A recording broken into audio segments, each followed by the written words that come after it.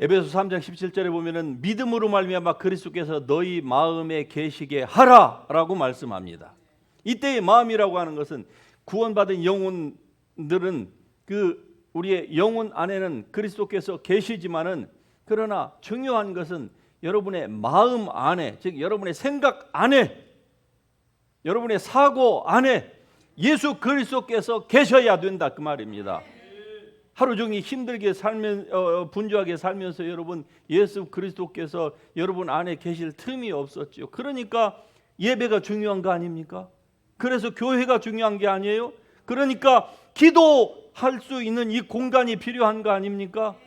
그래야 그리스도께서 우리 마음에 계시게 할 수 있는 이러한 찬스가 우리에게 주어지는 것입니다. 이럼에도 불구하고 또 인터넷 예배가 오케이라고요? 넘어가십시다. 이제 하나님의 백성들은 하나님의 거룩한 성령의 전입니다. 할렐루야.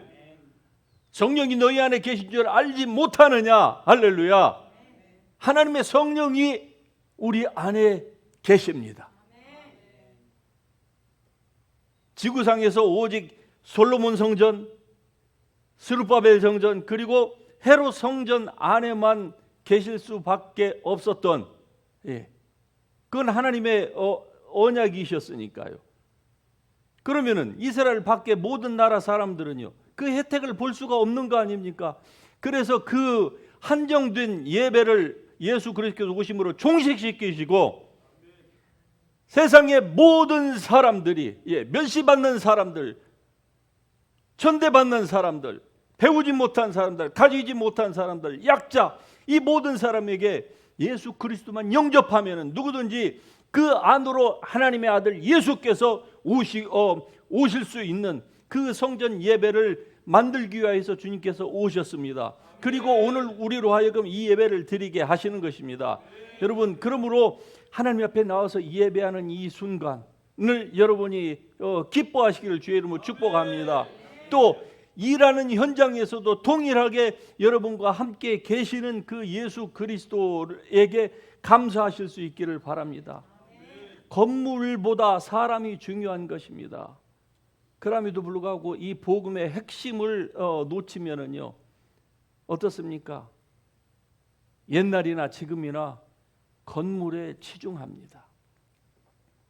그 많은 돈들을 건물에 그렇게 치중을 해요. 그런데 그 내용물은요 점점 비어가고 있는 거예요. 마치 자기도 모르게 골다공증이 걸려가는 환자처럼 서서히 비어간다고 하면 얼마나 안타까운 일이겠습니까?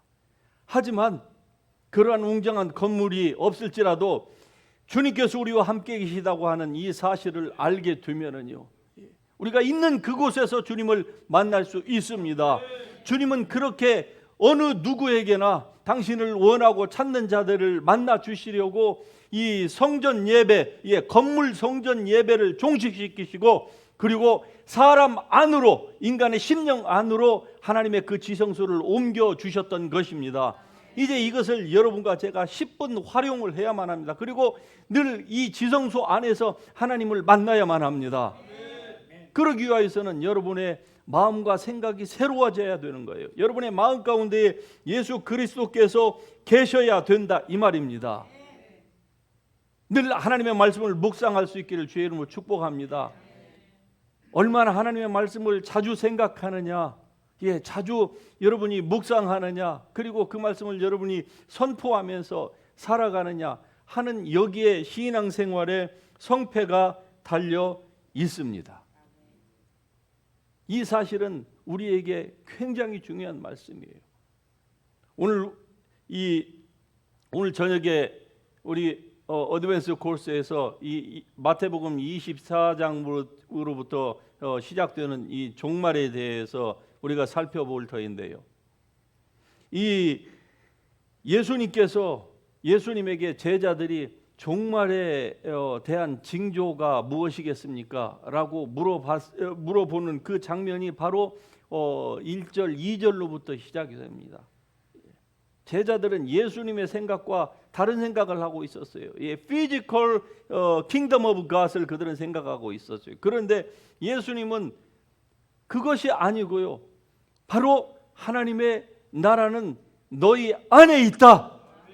이 컨셉을 제자들에게 지금 알려주기 위하여서 말씀을 하고 계시는데 제자들의 생각이 완전히 동상이몽이니까 예수님이 하신 말씀을 이해를 못하는 것이죠. 적어도 마태복음 24장 또 마가복음 13장 누가복음 21장 이게 예수님의 그 감람산 설교 감람산 강화라고 하는 이 그 담론에서 예수님께서 말씀하신 부분인데 제자들이 이해를 못했던 거예요. 오늘 우리도 성경이 이 복음이 말씀하고 있는 그 포인트를 놓치면은요, 우리도 자칫 잘못하면은 엉뚱한 데에 우리의 초점을 맞추고 살아가기가 쉽습니다. 그래서 자기 자신이 오직 자기 중심으로 인생을 살아가기가 쉬워요.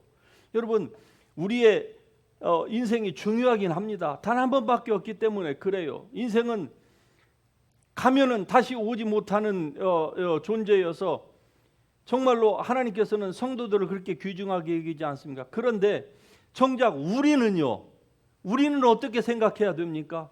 우리가 우리의 인생, 내 인생을 포커스를 맞추면은요, 초점을 흐리는 것입니다.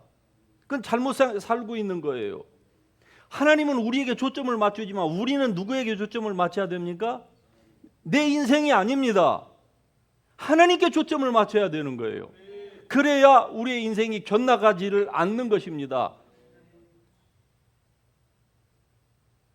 이렇게 할 때에 여러분의 모든 수고와 땀과 그 눈물의 결과가 맺혀지는 거예요.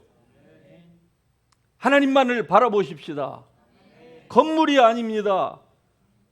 그 무엇, tangible, 여러분의 손으로 만질 수 있는 그 무엇이 아니에요.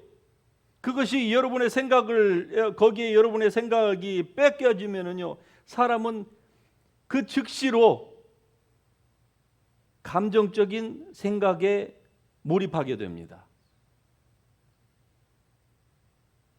그래서 우울증에도 빠지고요. 온갖 종류의 감정적인 그 기포 가운데서 수많은 그리스도인이 이렇게 사는 거예요. 가만히 생각을 해보니까 내 인생은 무엇이냐 이거죠. 여러분의 인생이 있습니까? 없습니까? 없습니다. 여러분과 저의 인생은 오직 주 예수 그리스도께 종속된 것밖에 없는 거예요. 그렇다고 예수님께 종속된 삶을 살면은 우리가 정말 무슨 얽매이는 삶을 삽니까? 그렇지 않습니다. 인간이 예수 그리스도에게 우리의 모든 주도권들을 주님께 다 내어 맡기고 주님 중심으로 복음 중심으로 사노라면은요, 거기에서 자기 중심으로 살려고 했을 때에 느끼는 그 모든 어떠한 것보다도 더 큰 희열과 희락과 기쁨과 마음의 평강과 그리고 건강과 재물의 축복까지도 누릴 수 있는 것입니다. 이게 복음의 비밀이에요. 그런데 교회에서 이것을 알지 못하고 그냥 예수 믿고 그냥 축복 받는다라고만 얘기를 해 놓으니까 사람들의 모든 포커스가 축복의 정점에 누가 있느냐? 자기가 있다는 것이죠. 내 삶이 중요하다는 거예요. 그러나 놓치는 것입니다. 오늘 제자들이 그 예수님의 포인트를 놓쳤던 것처럼 우리도 그렇게 생각하면 자칫 잘못하면 속을 수 있는 거예요.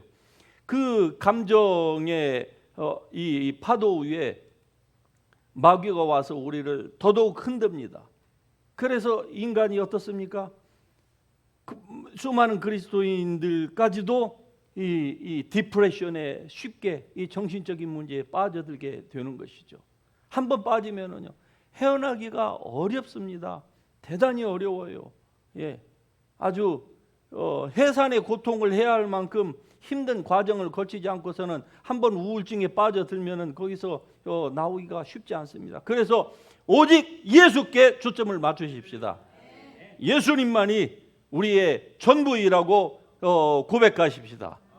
예수 그리스도 오직 그분만이 우리를 위하여서 죽으셨고 그분이 우리를 살리셨고 우리의 모든 것들을 주님께서 핏값으로 사셨습니다.